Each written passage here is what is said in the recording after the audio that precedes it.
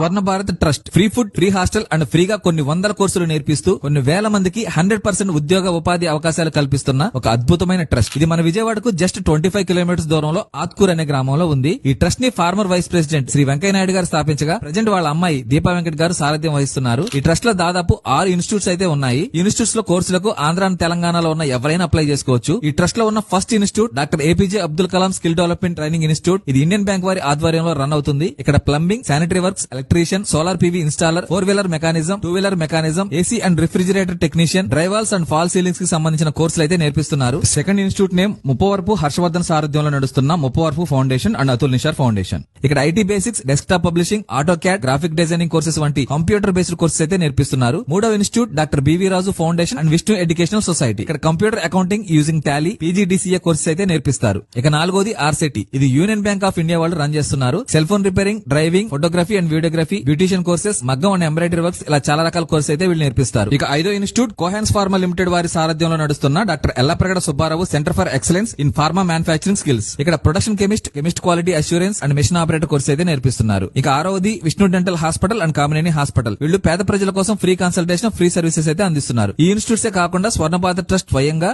Nurse training, hotel management లాంటి కోర్సులు కూడా నేర్పిస్తున్నారు. స్క్రీన్ మీద డిస్ప్లే చేసిన ఫోన్ నంబర్ కాల్ చేసి అప్లై చేసుకోండి, లేదా ఈ క్యూఆర్ కోడ్ ని స్కాన్ చేసి కూడా అప్లై చేసుకోవచ్చు.